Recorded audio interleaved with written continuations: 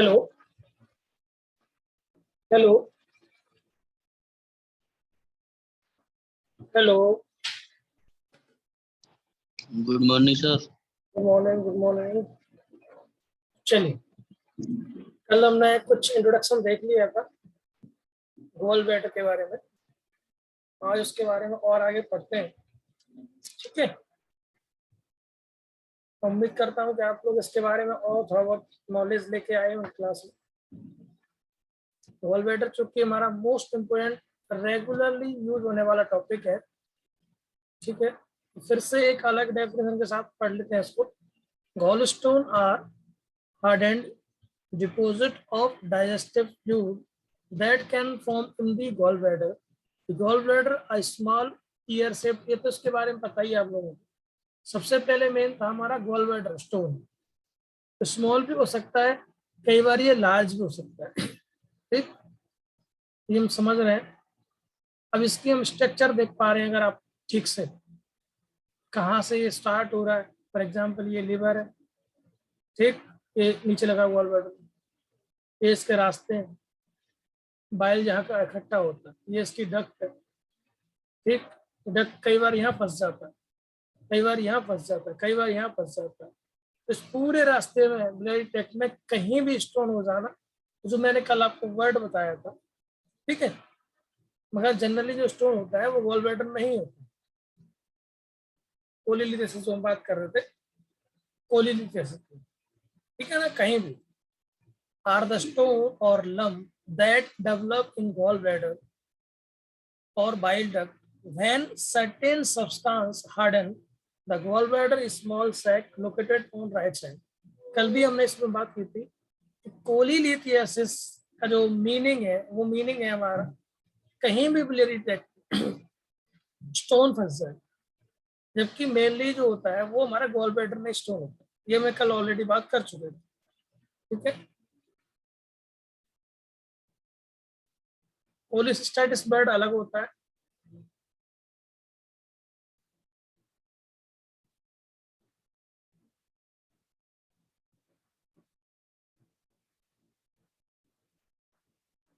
एक सेकंड मैं आपको ओरिजिनल नोट्स निकालूं जो आप जिससे मैं कल पढ़ा। कोई क्वेश्चन है तो आप पूछिए, आप लोगों में से कोई भी। किसने कल मेहनत की इस पे जाके घर पे? समस्या यही है आप लोगों के साथ कि आप एक्स्ट्रा एफर्ट लगाना चाहते नहीं। समस्या बस यही है। जिस दिन आप लोग एक्स्ट्रा एफर्ट लगाना चालू कर देंगे उस दिन बहुत कुछ अचीवमेंट होना शुरू हो जाएगा, बहुत कुछ।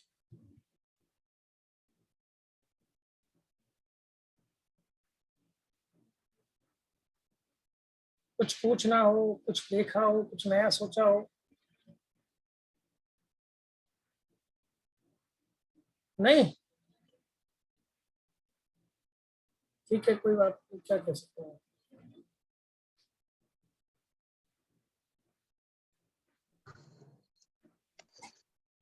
सर ये पूछ रहे थे अगर पहले ही इसका जो स्टोन बनने से पहले ही कुछ दिमाग को मिल जाए, पूर्वाभास मिल जाए तो। स्टोन बनने से पहले कोई सिम्टम मिलते हैं क्या, ऐसा पूछना चाह रहे हैं? Yes sir, yes sir. नहीं, एक्चुअली में क्या है, ये एक्सीडेंटली डायग्नोसिस होता है।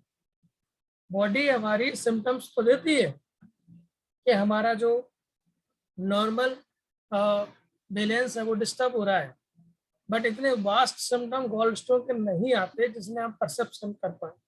सबसे बेस्ट तरीका यही होता है जो मैंने परसीव किया हेल्दी रहने का, कि आप एक नियम बना लो। तकरीबन तकरीबन 6 मंथ में आप ऑल बॉडी चेकअप कराया करो। अगर कोई अपनी हेल्थ को लेकर ज्यादा कॉन्शियस है तो मेरा अपना मानना है बहुत ज्यादा ट्रीटमेंट या इन्वेस्टिगेशन महंगे होते नहीं है। 2-3 हज़ार में लगभग सारे इन्वेस्टिगेशन हो जाते हैं।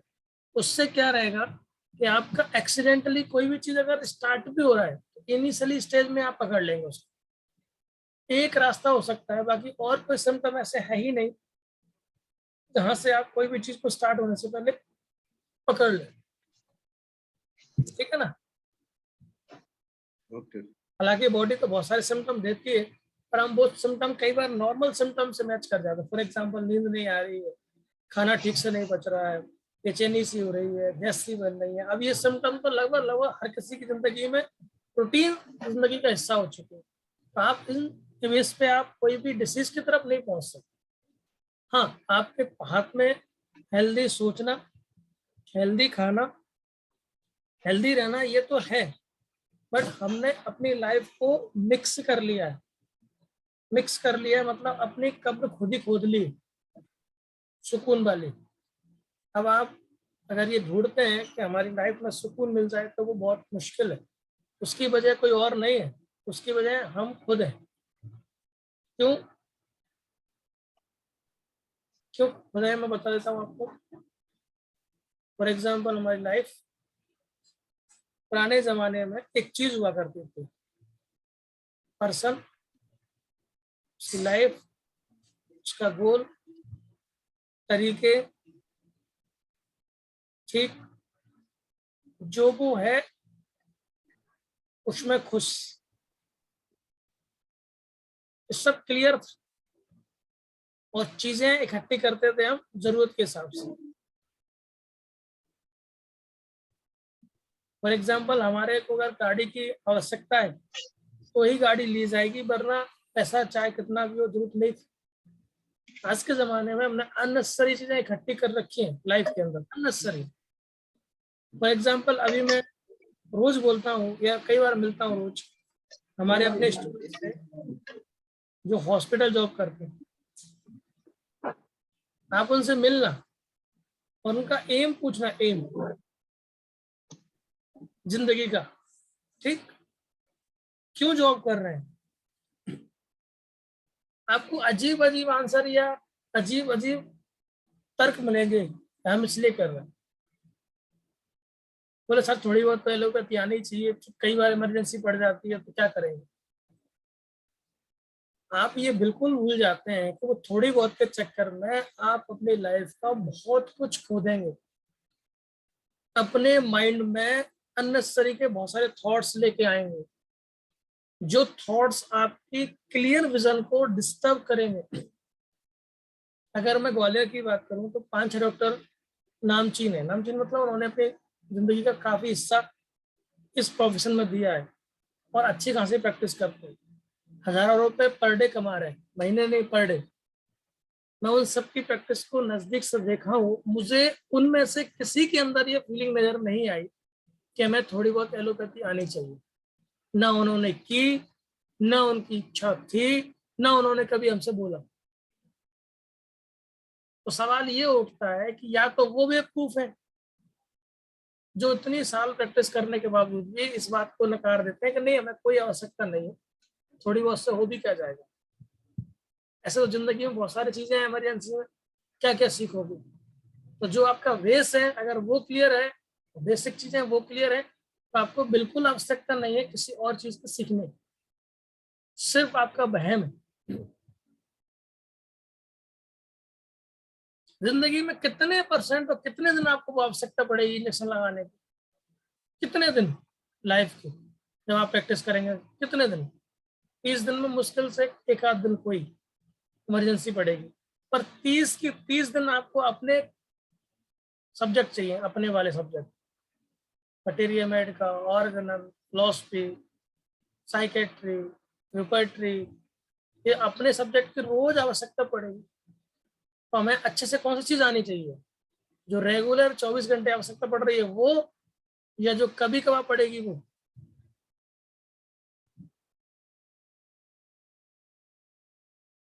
ऐसे तो आपको सर्जरी भी आनी चाहिए थोड़ी बहुत, इमरजेंसी पड़ गई तो। ऐसे तो आपको थोड़ी बहुत हेलीकॉप्टर चलाना भी आना चाहिए, अभी इमरजेंसी पड़ गया तो क्या क्या सीखोगे फिर। पॉसिबल ही नहीं है। तो हमारा जो बेसिक काम है आप वो अच्छे से सीख लो, बस सारी चीजें अपनी संवर जाएंगी। जो सेंट्रल हमारा काम है वो अच्छे से अगर हो जाएगा तो सब इमरजेंसी वाले काम हो जाएंगे सब। हमारे गुरु बोलते थे कि आपका जो मेन है सेंटर, वो अगर राइट है तो आपके आसपास की सारी चीजें अच्छी हो जाएंगी। फोकस कहाँ होना चाहिए हमारा, सेंट्रल को ठीक करने में। तो सेंटर हमारी है प्रैक्टिस, होम्योपैथिक प्रैक्टिस। ये अगर अच्छी है तो सब आएगा, पैसा भी आएगा, दोस्त भी आएंगे, इमरजेंसी भी आएगी, कार भी आएगी, गाड़ी भी आएगी, सब आएगा। बस ये अच्छा होना चाहिए। समझ रहे हैं? चल आगे बढ़ते हैं। कल हमने बात कर ली थी रिस्क फैक्टर की, ठीक, टाइप की भी बात कर ली थी हमने, कौन सा टाइप कैसा है। प्योर स्टोन की बात कर ली थी, प्योर गोल्ड स्टोन की बात कर ली थी, मिक्स्ड स्टोन की बात कर ली थी, कंबाइंड गोल्ड स्टोन की बात कर ली थी। मैं एक बार फिर से रिवाइज कर देता हूँ जो लोग कल नहीं थे। Pure gold stone only 10% case में देखने को मिल रहा है, ओनली 10% केस, ठीक। चाहे वो प्योर कोलेस्ट्रॉल का हो, चाहे वो प्योर और किसी का कैल्शियम का हो या किसी और का हो, पर वो मात्र 10% केस में मिलेगा प्योर आप, ठीक है। इसके बाद अगर हम देखा था, सबसे ज्यादा जो था वो था हमारा कौन सा, मिक्स्ड, इसलिए मैं प्योर पे फोकस किया ही नहीं। मिक्स्ड गोल्ड स्टोन जो है 80% केस में मिलता है, 80%, ठीक। तो इसमें कई सारी चीज मिलेंगे आपको, कोलेस्ट्रॉल मिलेगा, कैल्शियम मिलेगा, पिगमेंट मिलेंगे, ठीक है ना। अब इसके पीछे इसलिए हमने इसकी इटियोलॉजी को और बड़ा किया था क्योंकि सबसे यहाँ मिल भी यही रहा है, तो सबसे यहाँ इसके बारे में नॉलेज भी होनी चाहिए।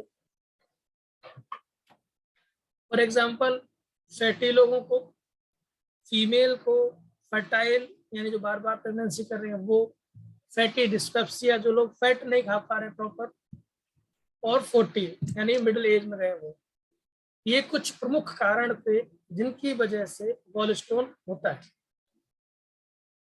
मैं फिर दोहरा रहा हूँ, कोई भी डिसीज एक फैक्टर पे डिपेंड नहीं रहती।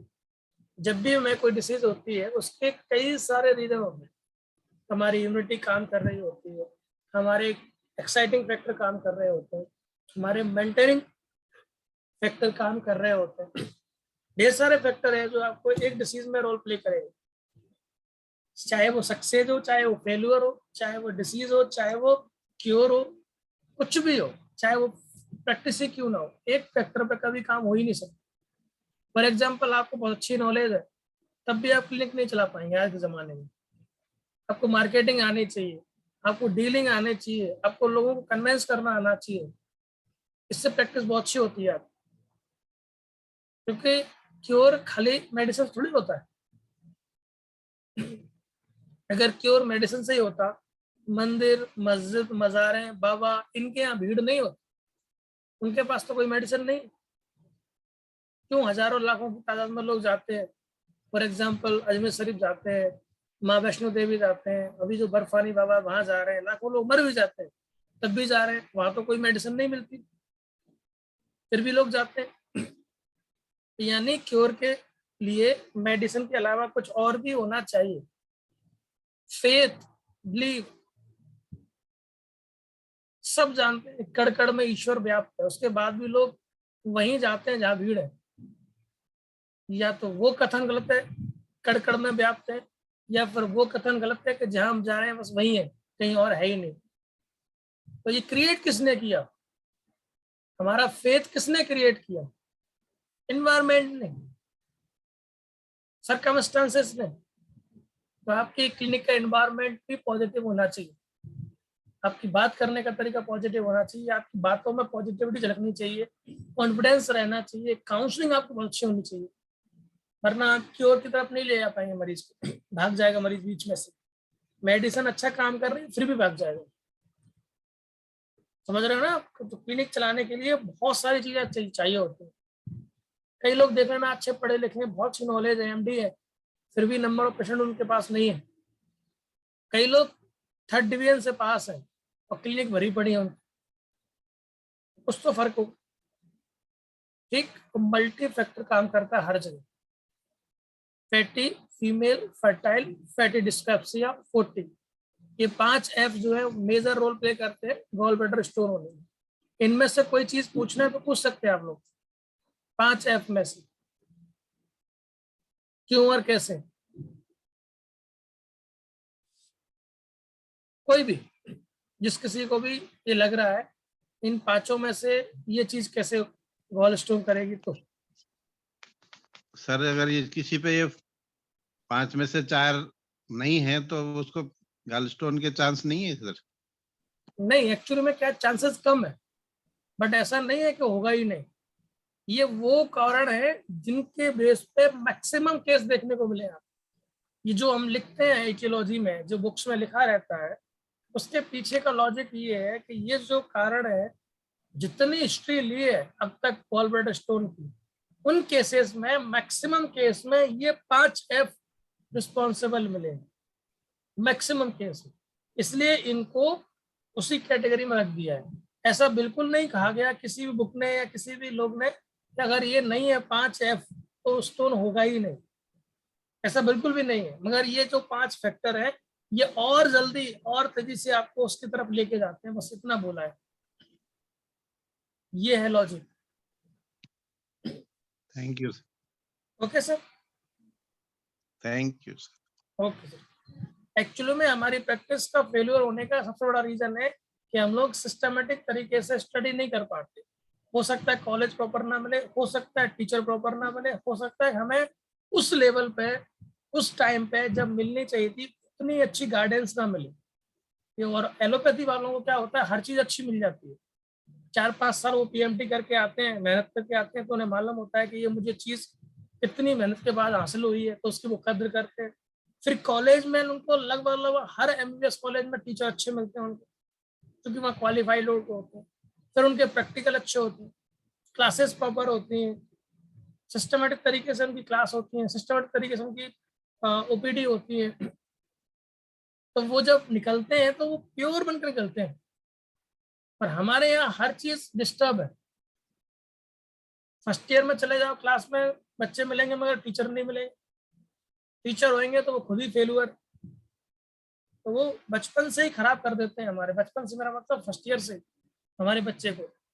फिर दोस्ती यारी इतनी बढ़ जाती है कि वो उसी में मस्त रहते हैं, रिचार्ज कराने में, नाश्ता कराने में, पार्टी देने में। उनको लगता है कि यही डिग्री है, इनको ही खुश कर लो तो हमारी डिग्री अच्छी हो जाएगी। बहुत सारी कॉज है हमारे पास, क्योंकि हमारे लोगों के पास टाइम बहुत है, उनके पास टाइम ही नहीं है, तो वो इन चीज़ों की तरफ जा ही नहीं पाते। 8-8 घंटे पर डे पढ़ते हैं वो लोग, यहाँ आधा घंटा पढ़ने में भी बहुत। इसलिए हमारी प्रैक्टिस थोड़ी सी उनकी तुलना में अच्छी नहीं हो पाती। और एक साथ सब चीज़ कर नहीं पाओगे। फर्स्ट ईयर वाला काम फर्स्ट ईयर में ही करना पड़ेगा, सेकेंड ईयर वाला काम सेकेंड ईयर में ही करना पड़ेगा। हम कब ज्ञान आता है हमको, जब हम प्रैक्टिस कर रहे होते हैं। यार ये तो पढ़ा ही नहीं हमने, ये तो करा ही नहीं हमने। अब एक साथ सारी चीज़ें हो ही नहीं सकती।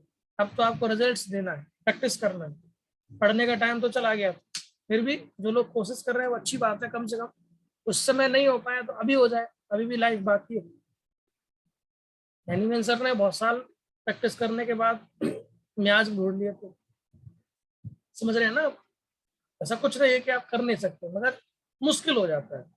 अभी जिस एज में होते हैं, first year second year third year, थोड़ा सा इतना बोझन नहीं होता है, जिम्मेदारी कम होती है, तो इजिली आप पढ़ सकते हैं। बाद में नहीं पढ़ पाओगे, 50 जिम्मेदारियां साथ जुड़ जाएंगी। फैटी एफ जो हमने देख लिया, कॉम्प्लिकेशन कल हमने बात कर ली थी, ठीक है। अब हमें जो आज मेन पार्ट था वो था हमारा management. Most of the people gall stone does not cause symptom, समझिए अच्छे से, इसलिए चीजें समझने पकड़ में नहीं आती। मैक्सिमम गॉल ब्लैडर स्टोन के जो पेशेंट हैं वो सिम्टम ही प्रोड्यूस नहीं करते। तो जब सिम्टम ही नहीं है और हमारे पास तो टूल्स वही है, कोई अगर सिम्टम देगा तभी तो पकड़ेंगे। जब सिम्टम ही नहीं मिल रहे हैं तो हम कैसे पकड़ लें। तो ये बहुत बड़ा ड्रॉबैक है, कोई सिम्टम नहीं है, ये सिम्टोमेटिक होते हैं।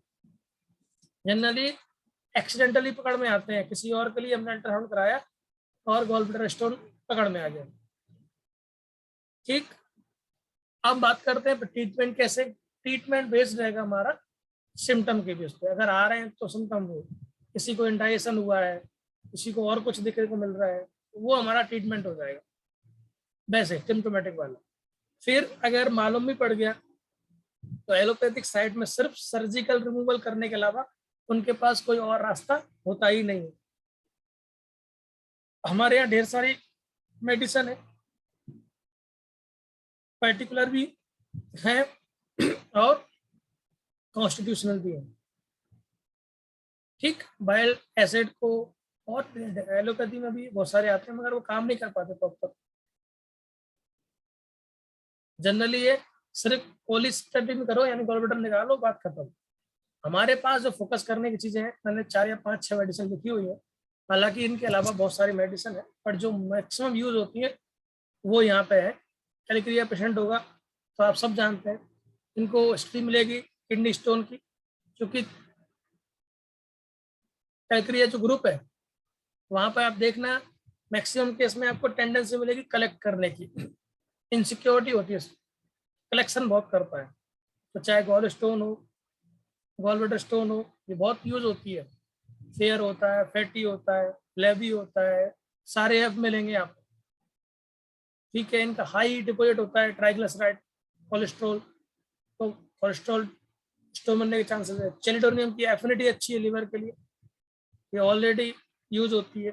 इसका एक पेक्यूलियर सिम्टम है, पेन ओरिजिनेट होता है कहाँ, राइट शोल्डर से, ब्लेड है, और कहाँ जाएगा ये, बैक की तरफ। चेलिडोनियम पेक्यूलियर सिम्टम लेके आता है मरीज, तो सर यहाँ भी पेन होता है, पता नहीं क्यों, और पीछे तक जाता है। Chelidonium wonderful remedy, spreading pain होता है इसमें ना, रेफर्ड पेन इसको हम बोलते हैं।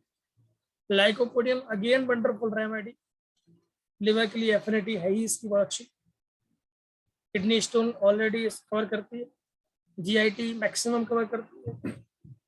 ठीक, गैस बहुत बनती है, चाइना हुआ, लाइको हुआ, एरोवेज हुआ, ये सब जाने जाते हैं गैस के लिए। पेशेंट के बारे में बात करें तो बहुत जल्दी गुस्सा हो जाता है। गुस्सा उसी कैसी होगी, जो उससे छोटा होगा, कम पावरफुल होगा, उस पर ही गुस्सा होता है, दिखावटी होता है गुस्सा। जहां इससे ऊपर कोई मिलेगा ये पीछे चला जाएगा। नेट्रम सल्फा, आप लोगों में से बहुत कम लोग इसको यूज करते होंगे, हमने कई सारे केस में इसमें रिजल्ट्स लिए नेट्रम सल्फा। साथ साथ में इसको रेस्पिरेटरी कंप्लेंट भी मिल सकती है, ओबेस तो ही होगा। अस्थमा के लिए बहुत यूज होती है नेट्रम सल्फा। नक्सवम का जीआईटी कंप्लेंट साथ में मिलेंगे आपको, नोजिया है, वोमिटिंग है, एडवन है, साथ साथ में गॉल ब्लैडर स्टोन। पेशेंट के बारे में आप समझते हैं, एंगर होता है, आर्ड्रेंट होता है, हर चीज चाहिए एनी हो, कैसे भी करके। ठीक है, लगभग आपका गॉल ब्लैडर का जो टॉपिक था, गॉल स्टोन, वो कंप्लीट हुआ।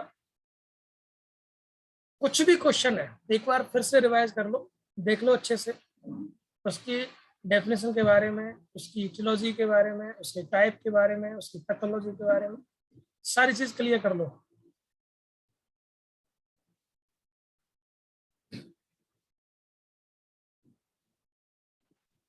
सर एक जी डॉक्टर था इधर सहारनपुर में, जी जी। वो 24 से 36 घंटे में गाल ब्लैडर स्टोन निकाल देते थे सर। अच्छा, स्टूल में दिखाई देता था, स्टूल लैट्रिन में दिखाई देता था, अरे वाह, पेन वेन सब गायब हो जाता था परमानेंटली जो है। और परमानेंट के लिए वो 14 होम्योपैथिक दवाइयों का मिक्सचर एक बोतल में बना के दे देते थे, महीने भर खाओ से। डेढ़ वैसे महीने के बाद वो दवाइयां भी लेने की जरूरत नहीं। नहीं तो वैसे क्या देते थे वो पहले दिन तो वो भूखा रखते थे पेशेंट को 12 घंटे, और रात के टाइम जो है मौसमी का जूस देते थे 1 लोटा भर के, और मौसमी? उसमें मौसम्बी का, और उसमें शुगर ऑफ मिल्क जो है कम से कम 50 ग्राम। अच्छा, और उसके बाद सुबह उसे जुलाब होती थी, उसमें 3 दिन तक करते थे लगातार ऐसा। उसमें तीसरे दिन 3 दिन के अंदर जो है स्टोन निकल जाता था। अरे वाह, उसके बाद होम्योपैथिक चलाते थे वो। अच्छा जी। अब वो हो सकता है मेरे उनका पास केस है। पता आया तो, हाँ सर, और नहीं, भीड़ लगी रहती थी अच्छी खासी। अच्छा, नहीं कई लोगों ने अपने मेहनत से, अपने तरीकों से, तौर तरीकों से बहुत सारी चीजें ईजाद की हैं। हमारे अपने जो बुजुर्ग थे वो, उन्होंने बहुत मेहनत की है ना, उन्होंने अपने अपने एक्सपेरिमेंट किए। हम लोगों में कमियां हैं कि हम चीजों को अपने स्तर पे कोशिश करते ही नहीं है, जो है बस उसी को चलाए चले जा रहे हैं, डरते हैं, रहने दो, एक्यूरेट किसने बोल दिया तो वैसे ही यूज किए चले जा रहे हैं, कोई एफर्ट नहीं लगाते। दूसरा, पहले पुराने लोगों में यूनिटी अच्छी थी, आज के लोगों में वो यूनिटी देखने को मिलती नहीं है। एक दूसरे से शेयर नहीं करना चाहता कोई भी अपनी नॉलेज को, ठीक है ना। अच्छी बात है, यस सर। आज भी बहुत सारे लोग अपनी प्रैक्टिस चला रहे हैं। नॉलेज हो है तो आपको शेयर करनी चाहिए। क्वेश्चन नहीं पूछते, शेयर तो बहुत दूर की बात है। मैं रोज पूछता हूँ, कुछ पूछो, बोलते ही नहीं है, सब शांति से सुनते हैं, तो बहुत आज्ञाकारी बच्चे हो। क्वेश्चनिंग तो होनी चाहिए, इससे मालूम पड़ता है कि आपने मेहनत की ही नहीं है इस टॉपिक के ऊपर, वरना क्वेश्चन तो रोज निकलते हैं। चलिए नेक्स्ट टॉपिक है एक और, पेंक्रियाटाइटिस। छोटा सा टॉपिक है, फटाफट पढ़ लेते हैं। Inflammation of pancreas, inflammation of pancreas, उसको बोलते हैं हम पेंक्रियाटाइटिस, ठीक है। इन्फ्लामेशन होगा, कई बार क्या होता है, इन्फ्लामेशन बहुत ज्यादा हो जाता है, तो जो उसकी मेन पेरेन्काइमा है, एसिनाई है, पेंक्रियाटिक एसिनाई है, डिस्ट्रैक्टेड में चली जाएंगी, ठीक है। जनरली जो लोग अल्कोहल लेते हैं उनको ये मिलता है, या फिर वहां स्टोन जम जाए पेंक्रियास के मुंह पे, तो भी पेंक्रियाटाइटिस हो जाएगी, अपने आप को डिस्टर्ब कर लेगा वो। ट्रोमा हो जाए, स्टीमिया हो जाए आसपास के टिश्यूज में। दो ही टाइप है स्पेशली, एक्यूट पेंक्रियाटाइटिस और क्रॉनिक पेंक्रियाटाइटिस। एक्यूट पेंक्रियाटाइटिस जानलेवा होती है, डेंजर है ये, सडन डेथ हो जाती है कई बार अगर ये रप्चर हो गया तो, ठीक है। ऑटोइम्यून डिसीज कर सकती है, जो लोग अल्कोहल लेते हैं वो लोग, उससे हो सकता है इन्फेक्शन से, गॉलब्लैडर से। एक्यूट पेंक्रियाटाइटिस बहुत जबरदस्त इन्फ्लेमेशन, शॉर्ट टाइम के लिए,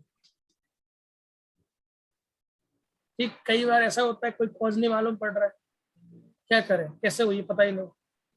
फीचर देखिए danger, fever, heart rate, nausea, vomiting, silent, in upper part of the that goes into back, यही है तो है पेंक्रियास, ठीक है। अगर ये फट गया तो आसपास फैट नेक्रोसिस हो जाएगी, कई बार तो ये हेमरेज करा देता है, अंदर अंदर जान चली जाती है हाइपोवॉल्यूमिक शॉक की वजह से। इसलिए पेंक्रियास के जो साइन आते हैं डिस्टर्ब होने के, वो आपको अच्छे से आने चाहिए। फोर्थ ईयर में पढ़ाते हैं हम आप लोगों को कैसे हम पेंक्रियाटाइटिस के साइन देखें, जहाँ पर लोकेटेड है वहाँ स्किन पर कुछ साइन दिखते हैं, बताएंगे आपको कैसे पहचाने। इसलिए आप प्रॉपर एग्जामिन करा करें मरीज को, आलस मत फैलाया करेंगे, दूर बिठा के आप हाथ नहीं लगाएंगे। प्रॉपर आपके पास लेटने के लिए बेंच होनी चाहिए, एग्जामिन करो। अगर एब्डोमेन पेन है, बाकायदा देखो उस एरिया पर कोई निशान तो नहीं आ रहा है, कोई हेमरेजिक निशान स्पॉट तो नहीं मिल रहे हैं, वरना आप डर के मारे, श्रम के मारे देखे ही ना उसको। देखना चाहिए, एग्जाम तो करना चाहिए। ये तो मैंने बताई दिया आपको एक्यूट वाला। सबसे खास बात ये है कि पहचानो कैसे किसको पेंक्रियाटाइटिस है। कॉम्प्लिकेशन कई बार मिलते हैं हमको, ब्रीदिंग प्रॉब्लम, हेमरेज हो गई, डायबिटिक। कौन बताएगा मुझे पेंक्रियास से डायबिटीज का क्या संबंध है, क्यों होगी डायबिटीज, बताएंगे हमको आंचल, आंचल बताएंगे आंचल। पेंक्रियास से डायबिटीज कैसे हो जाएगी और क्या संबंध है इसका। आप लोगों ने अगर आंसर देना शुरू नहीं किए तो यकीन मानना मैं क्लास दोबारा बंद कर दूंगा, मेरा कोई मूड नहीं था दोबारा चालू करने का। मुझे बिल्कुल इंटरेस्ट नहीं है सिर्फ पढ़ाने में। मैं चाहता हूँ कि मेरा सर बच्चा कहीं पढ़ा हो, उसके कंसेप्ट क्लियर होने चाहिए। पेंक्रियास से जो आंचल से पूछ रहे हैं, इंसुलिन, आंचल से पूछ रहे हैं इमरान, तुम आंचल हो क्या? हाँ सर, पेंक्रियास से जो इंसुलिन निकलता है इन्फ्लेमेशन की वजह से वो होना बंद हो जाता है, तो फिर खून के अंदर, ब्लड के अंदर फिर शुगर का लेवल बढ़ जाता है। वेरी गुड, ठीक। आंचल तुम बिल्कुल नहीं पढ़ रही हो आजकल, एक आंसर नहीं आता। ये तो कॉमन सा क्वेश्चन है ना भाई, पेंक्रियास से इंसुलिन तो वहीं से आ रहा है ना, इंसुलिन वहीं से आ रहा है, तो आपको ओरिजिन मालूम होना चाहिए। ठीक है, चलिए आगे बढ़िए, मेहनत तो करो कुछ। फोर्थ ईयर आ गए, आप थर्ड ईयर आ गए, आप कब कब पढ़ोगे? कब भी नहीं पढ़ोगे तो कब पढ़ोगे? ठीक है, तो डायबिटीज हो सकती है, ध्यान रखना, क्योंकि पेंक्रियास से क्या मिल रहा है, इंसुलिन। कैंसर हो सकता है, एप्सिस हो सकती है, कॉम्प्लिकेशन है ये, सुडोसिस्ट हो सकती है अगर उसके मुंह पर रख गया तो किडनी फेलियर हो सकता है, डेंजर और कंडीशन है टॉक्सिक वजह से। डायग्नोसिस कैसे करोगे, सबसे बड़ा सवाल तो यही है। सीरम एमाइलेज देख लो, नॉर्मल वैल्यू मालूम होनी चाहिए। अगर ये बढ़ गया एमाइलेज, लाइपेज, क्योंकि इंजरी को दर्शाते हैं, WBC बढ़ी हुई है तो किसी भी उसमें बढ़ सकती है, मगर यहाँ पे आपको सीरम एमाइलेज मेन है, लाइपेज मेन है। एक्सरे करा लो, MRI करा लो, हालांकि ये महंगी जांचें हैं, सिंपल एमाइलेज करा लो, मालूम पड़ जाता है। ट्रीटमेंट में कुछ भी नहीं है, बेड रेस्ट में, और अपने यहाँ मत रखो, उसे एडमिट कराओ, ठीक है, वरना कई बार डेथ हो जाती है, पता नहीं पेशेंट कब इसमें चला जाए, हाइपोग्लाइसीमिया में चला जाए या क्या हो जाए। इससे अच्छा है कि उसको हॉस्पिटलाइज कर दो। कुछ स्पेसिफिक मेडिसिन है, जैसे आयरिस वर्स फेमस है, कई बार यूज किया हमने इसको पैंक्रियाटाइटिस के लिए। बर्निंग मिलेगा उस एरिया में आपको, कोल्ड वाटर चाहता है, बेलाडोना स्पीडली, सीवियर पेन होगा, पेशेंट एगोनी में जाएगा, बस ये हुआ वो हुआ, झेल नहीं पाएगा, शॉर्ट टाइम के लिए आएगा। Conium again wonderful remedy nausea और डायरिया में, नाइट में एग्रावेशन है इसका। आर्सेनिक खूब जानी जाती है, तो कोनियम, बेलाडोना और अरिस कुछ फेमस रेमेडी है, ठीक है। यहाँ तक आते आते आपका पेंक्रियाज भी फिनिश, गॉलब्लैडर भी फिनिश, GIT फिनिश। अब हम जाएंगे सीधा नेक्स्ट टाइम यानी मंडे को रीनल डिसऑर्डर की तरफ। किडनी पढ़ेंगे, किडनी में किडनी के इन्फ्लामेशन और किडनी स्टोन, दो मेन है हमारा, बाकी तो थर्ड ईयर में कंप्लीट है ही। दो मेन है, किडनी स्टोन और किडनी इन्फ्लामेशन, बस इसमें ना कुछ पढ़ना नहीं है हमको। कोई क्वेश्चन है तो पूछिए, ठीक है। रेगुलर पढ़िए, आपको एलाइट बहुत हेल्प करेगी।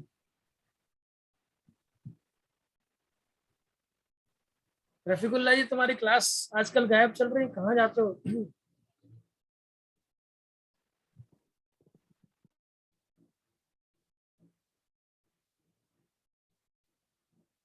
रफीकुल्ला जी रेगुलर क्लास लीजिए सर। जी सर, वो 8:30 पे होता है तो सर आसानी होता है, 8 बजे तक सर रेडी होना पड़ता है ना। धूप होने लगी है ना, तो क्लिनिक का टाइम हमने आधा घंटे बढ़ा दिया अपना, उस चक्कर में यहाँ से वहाँ फ्री होने में टाइम लग जाता है। वहाँ पहुंचे क्लिनिक पे तो मरीज आ जाते हैं, क्लास नहीं हो पाती। जी और यहाँ जी लोग सर। वो टाइम उतना लेना पड़ता है, हमारे क्लिनिक थोड़ा दूर है, यहाँ से निकलने में टाइम लगता है। चलिए खैर, एडजस्टमेंट तो करना ही पड़ता है, क्योंकि एक टाइम पे हर कोई खुश नहीं हो सकते, ठीक है। मिलते हैं ठीक, नेक्स्ट डे मंडे को, बाय। Bye sir.